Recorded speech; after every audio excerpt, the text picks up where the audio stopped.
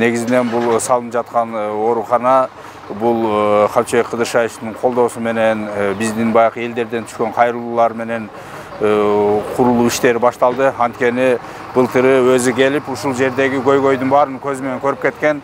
Биздин область мына ушул областтык оорукана мурда Жалал Абад шаардык оорукана болгон.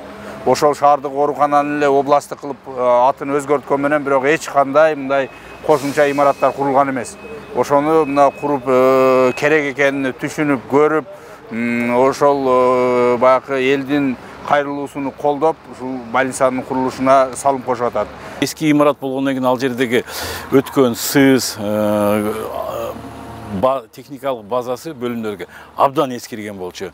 Мына быйыл ушул бөлүм 3 бөлүмгө аталып курулуп аткан имарат бул абдан замандын талабы, учурдун талабы болчу. Мына Кудай буйруса бүгүн капсула салуу аземи башталып, булар ноябрь айына чейин биз толук кандуу бардык шарты менен бүтүрүп беребиз.